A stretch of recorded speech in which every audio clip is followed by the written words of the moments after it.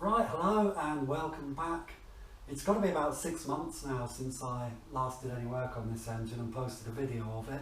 If you haven't seen any of these, just click on videos on my channel and go back and you'll see that it starts with me buying this thing off Facebook and subsequently finding out some history on it really interestingly and just building it up a section or a sub-assembly at a time, and just been lots of other work on. Not been able to get on to working on it. So this time I'm going to assemble the propeller reduction gear, just to explain a little bit about what the parts are that go into it. It's quite a simple gearbox, but it also has a hell of a lot of work to do, quite a lot of loading on it, and assemble it onto the engine. Okay, so in brief, the reduction gear consists of an aluminium casing which matches the front of the crankcase. The gears, which you can see here, on this particular engine they have a 0.42 reduction ratio, and that's because with the diameter of the propeller, to get the most efficiency, you don't want the tips of the propeller to go supersonic, because then you just lose a lot of efficiency. So the propeller has to be geared down, which is quite common on a lot of engines, even a lot smaller than these, and it's just a basic spur gear. And there's quite a lot of backlash between these gears, and it's sort of in some respects you might think it's fairly agricultural, but of course, as we know already, they knew an awful lot back in the day when they designed these things.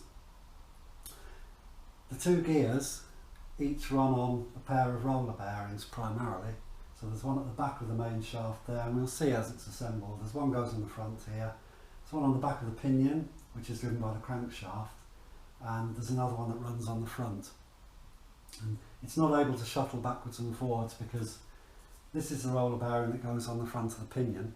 It goes up against a step, and there is a front hardened disc that goes there, and then it's all held on with a nut. So that actually means that the rollers will take a certain amount of thrust loading as well. So the main bearings for the prop shaft go into this housing, and then onto the front of the housing there is a front cut cap, and inside that is an oil seal, which will be just the same as the principle as the oil seal on the back of an engine, where you have the flywheel or the flex plate to keep the oil in. But this gearbox is actually part of the crankcase, so oil and air can travel through there back into the crankcase, and there's an oil jet from a low pressure oil supply here, and there's also another one in the side of the reduction gear casing, so there are two, and they fire oil there and there onto, actually into the point where the two gears mesh. But one thing that's quite important on these kind of gearboxes is you don't want it running in oil, you don't want a level of oil here, because it causes a lot of drag. So they have the bare minimum amount of oil to lubricate the meshing point of the gears, and no more than that, and then the rest of it will all drain back, and you can actually probably see some holes here around the periphery of this roller bearing outer race where it drains back into the sump or the lower crankcase. There's one other feature of note on here, which is that there is an oil feed for the hydraulic propeller, because most of the propellers on these, the pitch is controlled by engine oil pressure, and this spigot on the back of the main prop shaft goes into a set of seals in the crankcase there, and you've got your incoming oil around the outside of it. I think it's the other way around actually, the incoming oil down the middle, the return oil around the outside of it, running on spring-loaded seals inside the crankcase. Are you going to stay there? No, yes, right. So the first thing we're going to do is assemble the bearings into the housing. We'll move this out of the way for a minute. So I said that the shaft runs on a pair of roller bearings, and this is the front roller bearing, quite a chunky affair. But behind that, in the back of the casing, is the thrust bearing, because although I said with the pinion the side races of the roller bearing are sufficient to take the thrust. Obviously there's no way, you can imagine an aircraft, even a single engined aircraft that weighs quite a few tons climbing vertically. There's all the weight of the aircraft on the back of it, and everything, all the thrust of the engine is taken by this ball thrust bearing, which actually has a two-part outer race, and then that goes into the housing first. So this sits in the middle between the two roller bearings. So we're going to drop that in first, and in fact I'm going to oil it.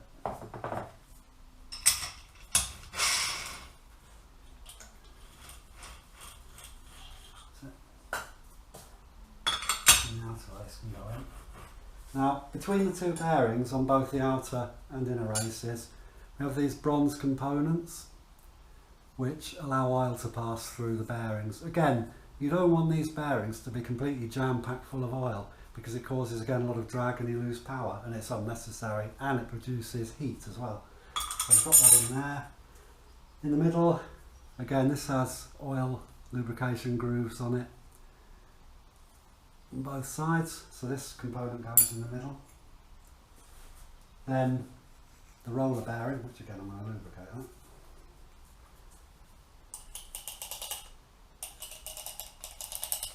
that. That just drops in there.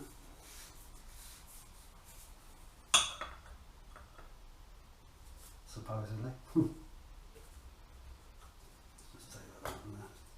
So the thrust bearing is a very loose fit in the housing, because you don't necessarily want to locate the outer races radially. It's a thrust bearing, it just operates backwards and forwards effectively. This one is a much closer fit in the housing, but again, it's not particularly tight. They're very tight on the actual prop shaft, but not in the housing.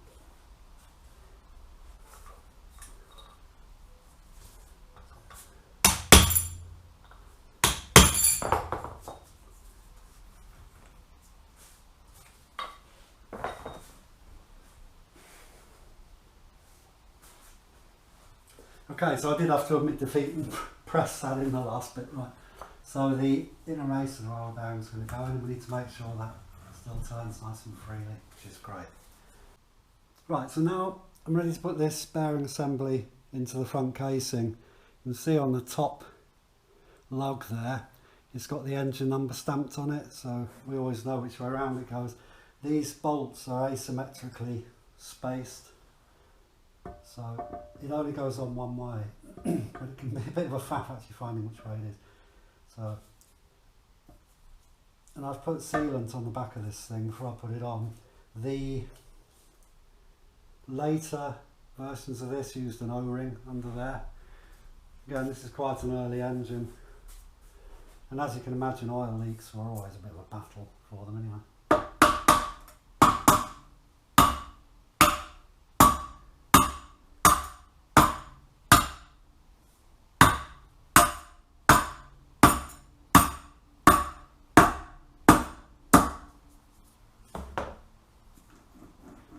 So that's on that. There it is, somewhere. Right, a spacer, which is selected to go on the front of here to put compression onto the two bearing outer races and the centre component, because they're meant to be nipped in place, and if not they will have a tendency to rotate in the housing, potentially, not necessarily. Now I'm going to fit the front cover stroke seal housing, goes on there, like that. And what I'm going to do is, see that spigot's into the outer casing, so it's quite a close fit to keep everything centred. And I'm going to put some nuts on it to hold it in position. This is just a temporary fit. When it's finally put on, it actually has tab locking washers, which is what these holes are for, next to the studs. But I just want to hold this thing together for now, while we're fitting the shaft. Now the front roller bearing, which sits in here, runs in a sleeve. And I was watching quite an interesting video, probably watched too much YouTube to be honest, the other day on my lunch break, with a company who were looking at EV car transmissions, electric cars. And they still have a lot of problems with bearings that are fitted into aluminium casings, which is quite common, particularly in gearboxes. I mean everything, all the casings for engines are now made of aluminium. And the bearings rotating in the housing and effectively eventually wearing it away. Because aluminium expands quite a lot, and it certainly expands more than steel.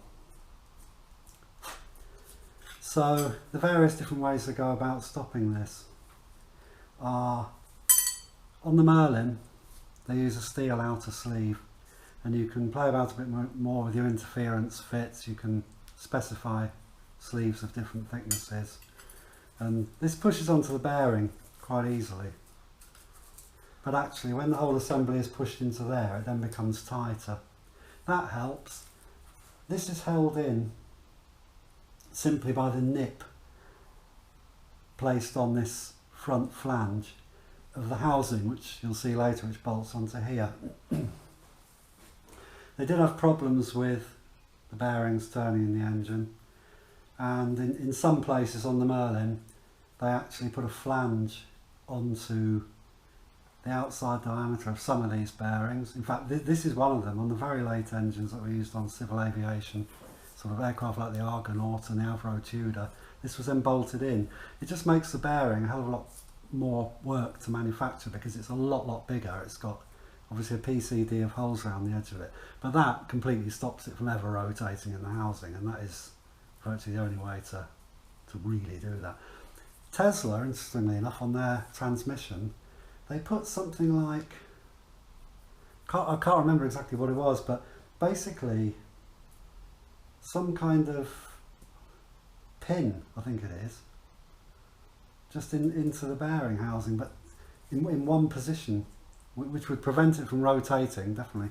But I am wondering whether,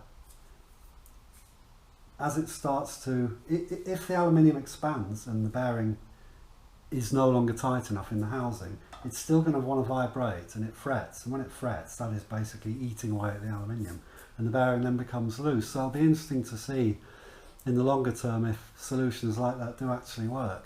But they have to think about it today just like they did back then.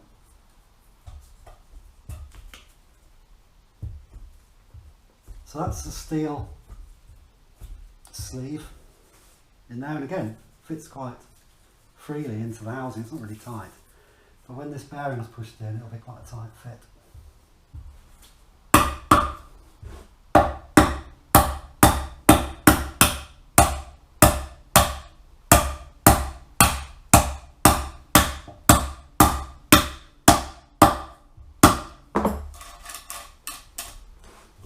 Okay, so we're now going to lower the housing over the prop shaft. I'm just going to oil the bearing germ diameters on here,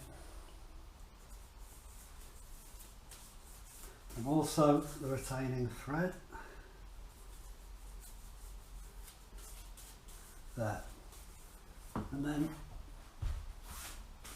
grab the housing.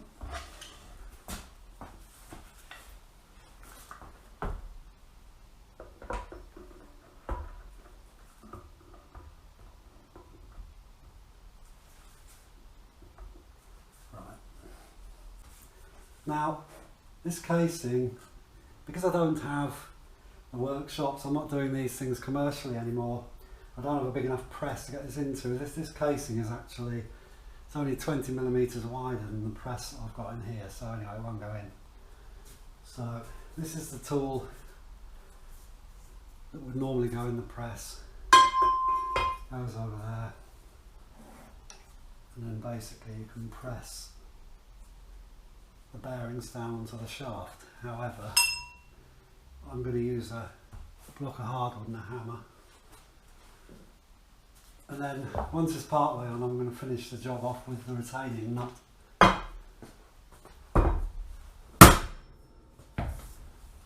that's got it. There we go, that's almost all the way on in one hit. You could also use an induction heater on these. The only problem is they're already in the housing, so it's quite as simple as that really. There's a thrust plate which I'm going to put on and oil it.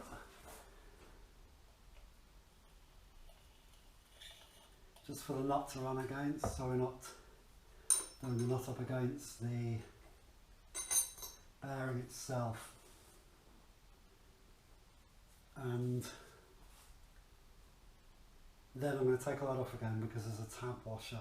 This is unusual, I think this is unique on the Merlin, as far as I can remember anyway. When you get a left-hand threaded component on the Merlin, they always put the word off and they put an arrow. This is the only one I know of on the Merlin which is a right-hand thread, and it actually tells you which way to unscrew it. I don't quite know why they did that, because the convention normally is that if it says on it which way you undo it, then it's a left-hand thread. So, interesting that. I don't know why. But, there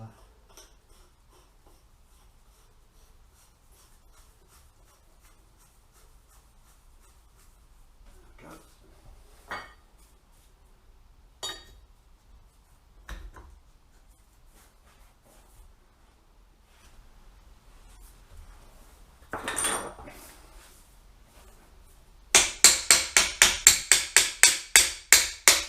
Basically, I'll just do it that way until the thing's fully screwed on.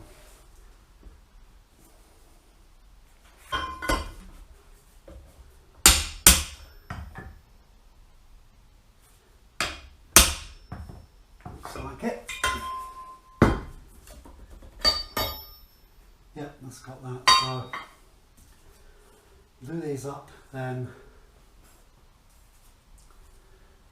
This is the component that runs inside the oil seal, which is just pushed on afterwards.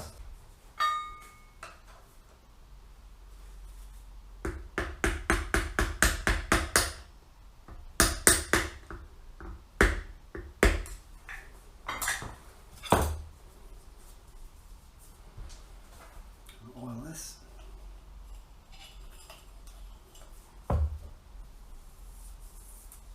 And also obviously oil the face that's running on the oil seal.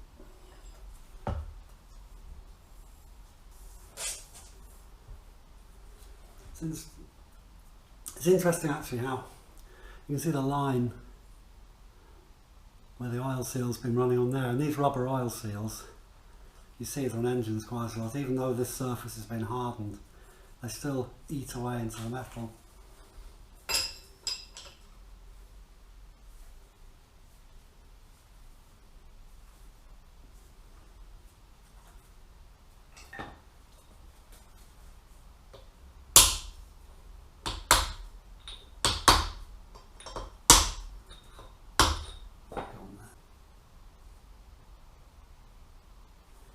So then we'll put the oil seal back on.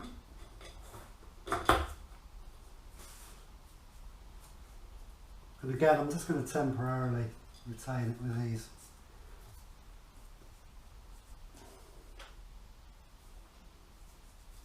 Four nuts.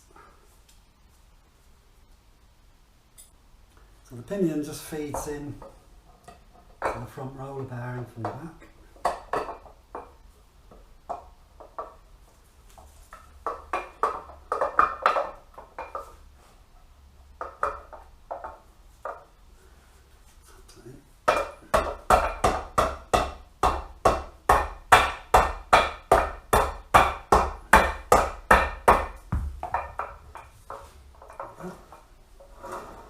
Being careful not to get my fingers in between the gears here, so that at the moment that all feels fine.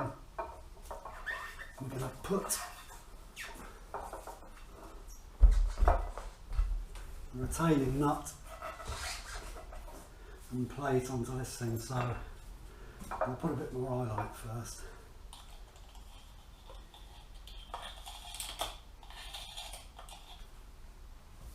Now this is the front thrust plate.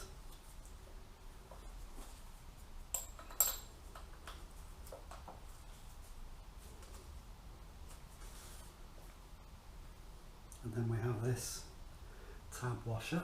This goes on there, and then a nut right on top of the tab washer. So I'm going to put a bit of oil on it. So we're going to be doing it up on there against it. Now this is the one which is left hand threaded. Naturally, because of the direction of rotation. So the propeller on this engine goes that way, anti-clockwise looking onto it. So the front of this pinion goes clockwise. And so the way to work out whether a thread should be left or right handed on a rotating piece of equipment is that if it's running and you've grabbed hold of it, theoretically, it should tighten. So it's running that way, I grab hold of it, it's going to tighten, it's going to effectively try and go that way, which is correct. So that's the reason we use the left hand thread. They don't do it all the way through the engine. Some of the threads are right handed, even though in theory they shouldn't be. But generally speaking, particularly on the highly stressed components, they'll always hand the threads. So this is a point where years and years ago I used to just pick this thing up and stick it on the front of the engine, and that's probably part of the reason why I had a bad back, or have a bad back. Now the coupling shaft, this pinion is driven from a spline inside the engine, so that's the end of the crankshaft, fits over that.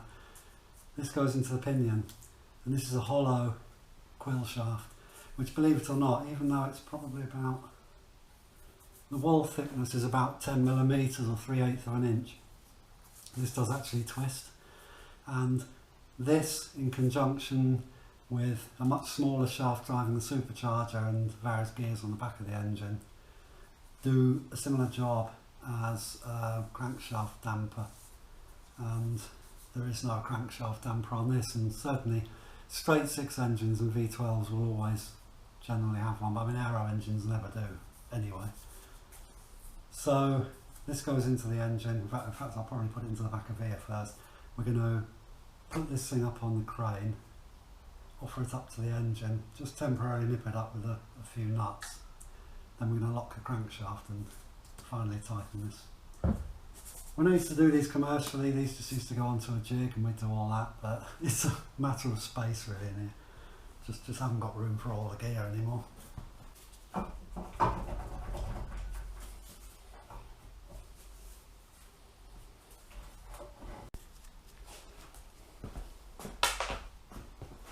Right, that's just got it on far enough to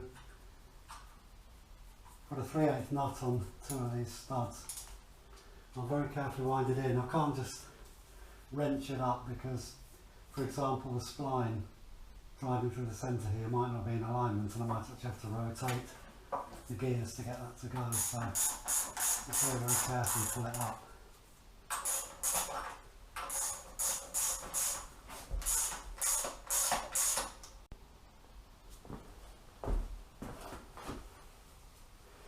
So this is the shaft coupling we used to use on the dynamometer when we were testing these engines. There we go. Still just touching, so that feels like it's about right there.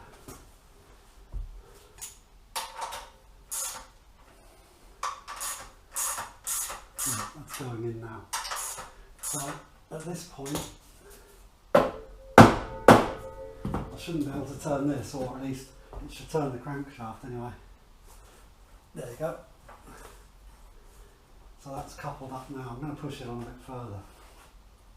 So that leads me on to something else, talking about the dynamometer, which I haven't touched on yet. The torque output from the crankshaft, depending on the version of the engine, is somewhere in the region of 3,000 foot-pounds of torque. By the time it's reduced down, certainly on the most powerful Merlins, the output torque on this shaft here is about 5,500 foot-pounds. There's an awful lot of load on this gearbox, especially considering it's a relatively light aluminium casting.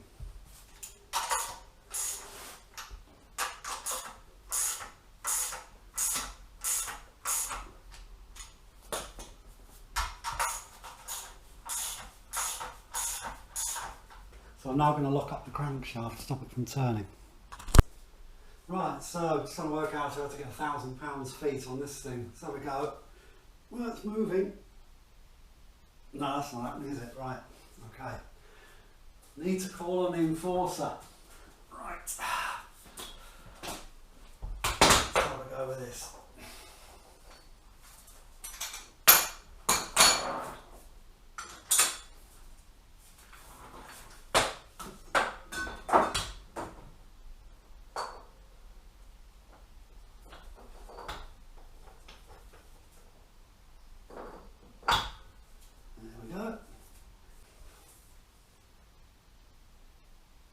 Now, obviously, because this thing isn't going back in the air, if it's getting near the tab washer, which has multiple positions, it's like a vernier washer, I'm going to lock it up before it reaches 1,000 because I don't want to go over with it.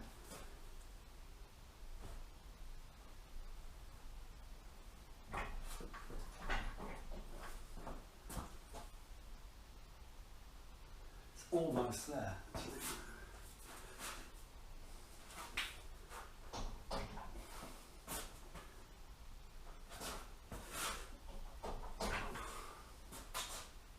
That's it. I think that's it.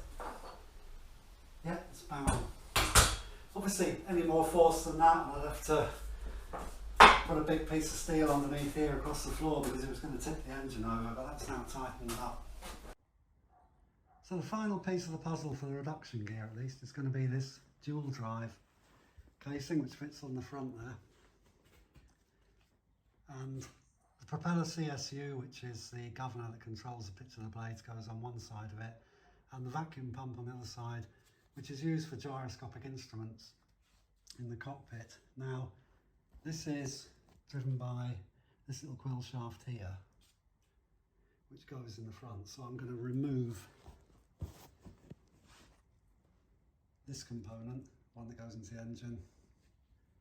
I'm then going to insert this first, followed by that, and then I can pop the gearbox back on the engine. I'm also going to lubricate those gear teeth as well.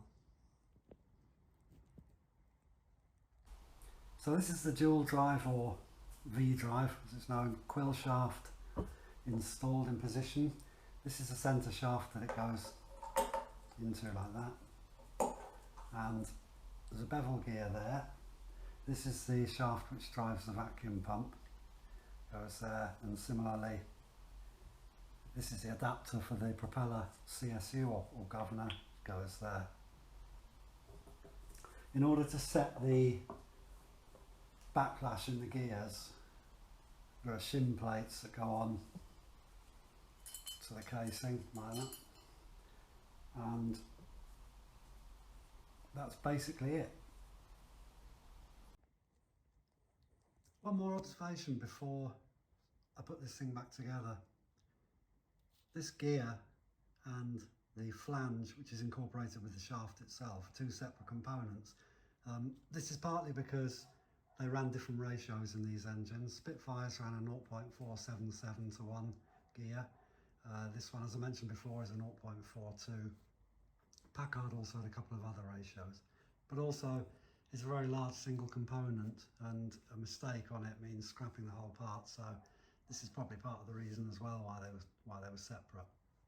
It's forged as well, so even though the shaft is a lot smaller than the flange, it's not like it was machined out of a solid billet of steel. It is actually forged into this shape and then rough forged and then machined.